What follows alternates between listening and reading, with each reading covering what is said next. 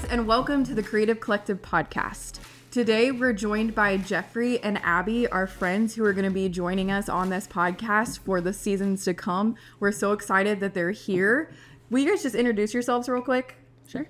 My name is Jeffrey. I'm a part of Jeffrey Jordan Media, and I'm also a live streamer, YouTuber, all the jazz. He's important. Important. Hi, I'm Abby. I'm just along for the ride. I run and operate the Remnant Tea and Coffee here in Ohio. Oh, that tea's good. Sorry. Glad it was good. Glad it was great. Well, welcome. We're super excited to have you guys. Yeah. And obviously just have everybody here for another episode of the Creative Collective podcast. We think this is going to be a great one in store because today we're going to be talking about media in Christianity. Yeah. So we notice that a lot of Christians shy away from media. They think, that it's toxic or that it's a bad influence. And so they actually shy away from it. But sometimes it feels like that when we shy away from those things, we're actually removing the light that's shining in the darkness. Because media can get pretty dark.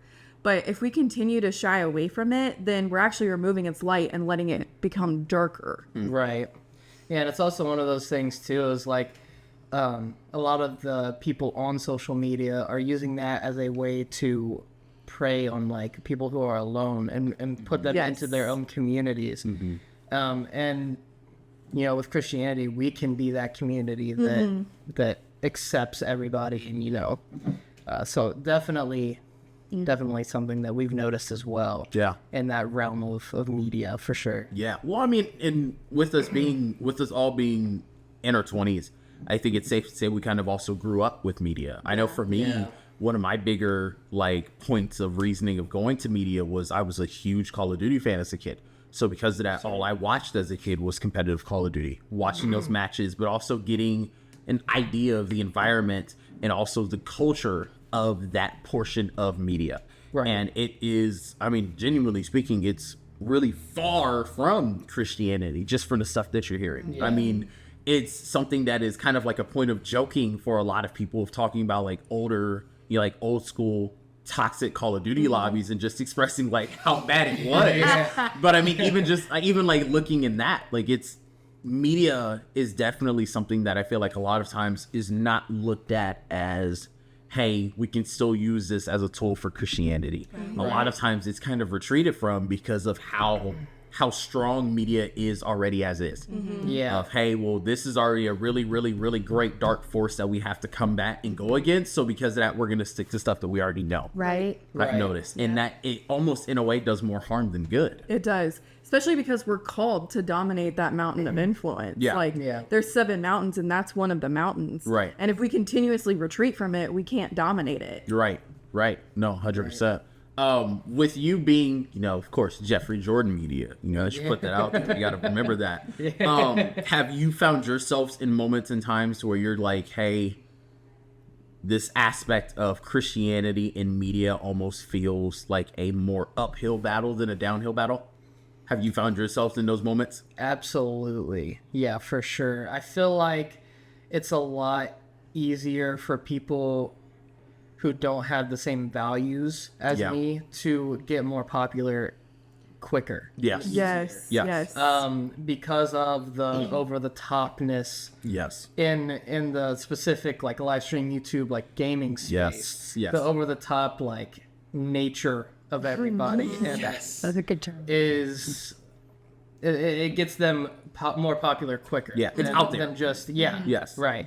Yeah. And so it's honestly feels more like shock factor.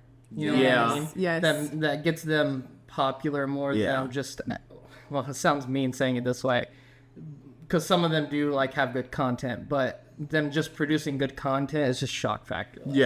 He said that? Oh my gosh. Clickbait. No, it's clickbait. Right. Yeah. Well, and honestly, it also feels like at this point, the shock factor is all that is needed now. Yeah. Genuinely. If you can get somebody sold within a span of 10 to 15 seconds, they're now somebody that's preaching you to 30,000 people of hey, this is a one-on-one YouTuber, best person you can ever watch, funny, hilarious, this, that, or the third. But even focusing on what you said, it's the one thing that kind of gives you the access to more views than other people. Yeah. Right.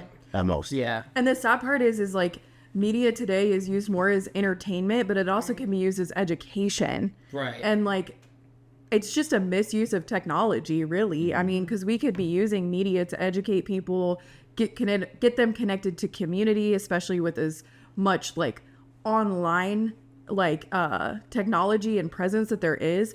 But it's really become a replacement, which is super unfortunate. Right. But, and I think that's, like you said, the shock factor. It's like, it's because it's for entertainment. People are looking for that quick, like, dopamine and serotonin hit. Right.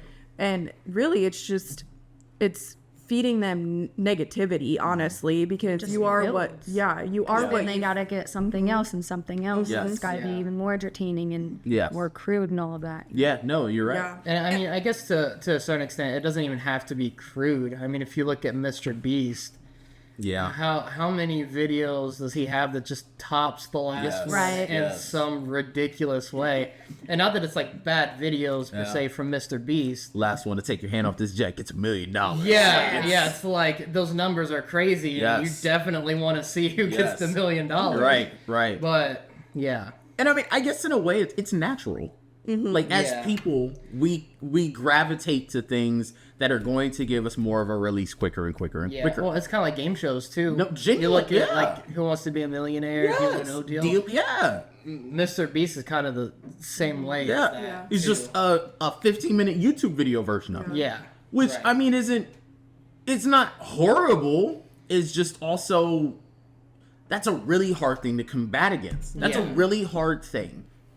Like, just looking at the world that we live in. If you're trying to be this aspiring YouTuber that is also a Christian, or not even an aspiring YouTuber that's also a Christian that's also an aspiring YouTuber, Yeah. that's a really hard portion to fight against. Of, hey, I have to make sure my content is like this, and this. Right. But Yeah. I'm also comparing myself to the simple fact of I'm fighting against YouTubers in the same category as me that already are established, have been established for years, and are doing all these different things. Yeah.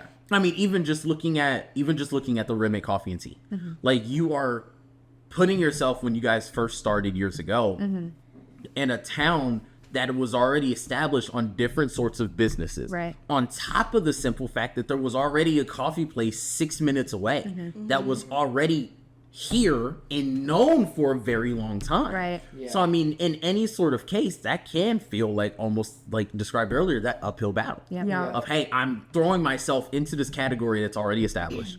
I'm not established at all. So because of that, I'm literally fighting for whatever Right. like grain that I can get, because genuinely speaking, I'm surrounded by 30,000 other people that are maybe even hungrier than I am. Yeah. Well, It's, I the don't- number is way higher than 30,000. Yeah. Yeah.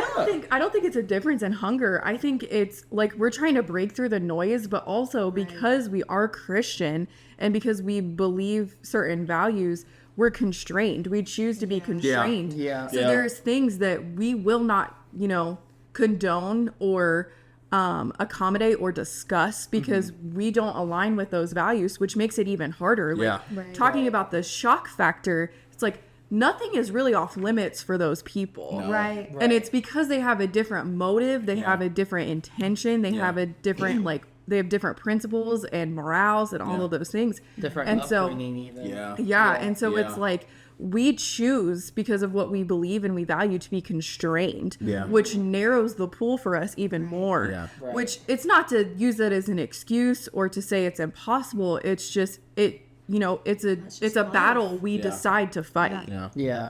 Well, I mean, and shoot, like what you mentioned, but pretty much everything on media is kind of like it's no hold bars. Right. Like literally no hold bars. I mean, thinking about it now, there was stuff that I was watching when I was 12 that as like being 20, 24 now, it's like, man, that was really crazy for me to watch at 12 years old. Yeah. But I mean, even looking at that, content has only gotten worse. Like, don't get me wrong, there's obviously the argument that can be made that content has gotten better and it's improved because that's just what technology is, because it's a tool. It's like higher But- quality. Yeah, but it's high quality. it's also higher quality, like Quality production Crazy wise. stuff. Well, it's Yeah. like not quality as in like content. No. But quality is in like production. It's Yeah. almost And like it's- watching TV. Yeah, no, Yeah. literally at your fingertips. Yeah. 24/7. For free. Yeah, which I mean, That's so true. it's great because it's that instant gratification that we were talking about earlier. But it's also unfortunate because now, us being older, we can also put ourselves in the same shoes as 6th, 7th, and 8th graders nowadays that are in school, and the stuff that they're watching, the stuff that they're running home and saying on a continuous basis because they're hearing it every day. Because at their you are fingertips. what you feed. Yeah, like it's just it's super interesting. And things got way worse during COVID. Like Yeah.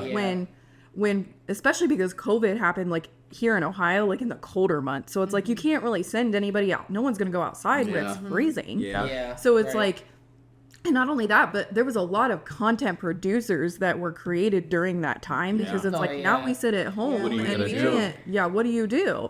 And it was like there was such a need for community at that time, and we Yeah. were all living in isolation that like the only way you could get it was through online. Yeah. But then it also created like this codependency and literally an addiction Yeah. to your device and to content and all of these things. And it existed before, but it was definitely amplified through COVID. Parasocial Yeah. relationships. Yes. even. Yes. Yeah. And like we're still reaping the consequences. Like people don't know how to socialize anymore. And like my heart goes out to like you said, the 6th, 7th, and 8th graders, like the people in that development window, the 7 through 11-year-olds who like lost years of Yeah. like socialization Yeah.